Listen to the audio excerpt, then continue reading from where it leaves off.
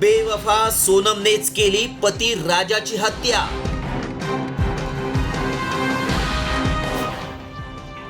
कातिल दुल्हननेच काढला पतीचा काटा।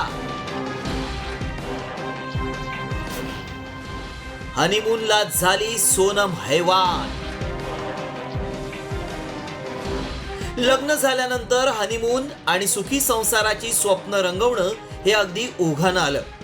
मात्र इंदूरच्या राजा रघुवंशीच्या वाट्याला हे सुख आलंच नाही। इंदूरहून मोठ्या हौसेनं राजा आणि त्याची पत्नी सोनम मधुचंद्रासाठी गुवाहाटीच्या दिशेने निघाले। मात्र ही वाट थेट मृत्यूकडे जाते याची पुसटशीही कल्पना राजाला नव्हती। धक्कादायक बाब म्हणजे त्याच्या संसाराची राणी पत्नी सोनमच त्याच्या मृत्यूचा क्लायमॅक्स लिहित होती। एखाद्या थ्रिलर क्राईम सिनेमासारखी इंदूरच्या या कपलची कहाणी आहे। 11 मे रोजी या दोघांचा विवाह झाला होता। 20 मे रोजी दोघंही मधुचंद्रासाठी मेघालयला निघाले। आधी गुवाहाटीला कामाख्या देवीचं दर्शन घेतलं, पण 23 मे पासून दोघंही बेपत्ता होते। 2 जून रोजी राजा रघुवंशीचा मृतदेह सापडला आणि सोनमही बेपत्ता झाली। त्यामुळे सोनमचं अपहरण झाल्याची चर्चा होती। अखेर सोनम उत्तर प्रदेशच्या गाझीपूरमध्ये एका ढाब्यावर सापडली आणि या प्रकरणाला नाट्यमय वळण मिळालं। इसमें कुछ जानकारियां प्राप्त हुई हैं और मेघालय पुलिस और मध्य प्रदेश पुलिस के लगातार हम लोग संपर्क में हैं। बहुत ही जल्दी उनकी टीम यहाँ पर आएगी और जो सोनम है अग्रिम विधिक कार्रवाई उनके द्वारा इस प्रकरण में की जाएगी। मेघालयात एका दरीत राजाचा मृतदेह सापडला। त्याच्या हातावर गोंदवलेल्या राजा नावाच्या टॅटूमुळे त्याची ओळख पटली।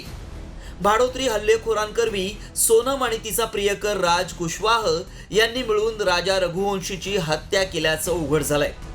सोनमचे वडील देवीसिंग रघुवंशी यांचा प्लायवूडचा कारखाना आहे। राज कुशवाह या कारखान्यात काम करायचा।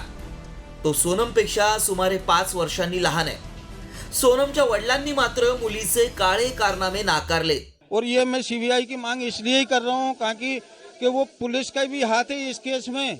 ये राजा के मर्डर में वहाँ की पुलिस का 100% हाथ है। ये मैं गारंटी के दावे के साथ बोल रहा हूँ ये चीज़। और हमारे बच्चे ऐसे थे भी नहीं किसी से फालतू बातचीत करें, क्योंकि वो तो काम वाली बच्ची थी, धंधे वाली लड़की थी। उसको दूसरे आदमी से सुबह यहाँ से भाई के साथ ऑफिस जाना, ऑफिस से घर आना। मेघालयचे मुख्यमंत्री कोनराड संगमा यांनी स्वतः सोशल मीडियावर पोस्ट करून माहिती दिली आहे। मेघालय पोलिसांनी मध्य प्रदेशच्या 3 हल्लेखोरांना अटक केली आहे। सोनमनेही पोलिसांसमोर शरणागती पत्करल्याचं संगमा यांनी म्हटलंय। प्रियकराच्या प्रेमात बुडालेल्या सोनमच्या या बेवफाईनं सर्वत्र मात्र संताप व्यक्त होतोय। ब्युरो रिपोर्ट, साम टीव्ही न्यूज।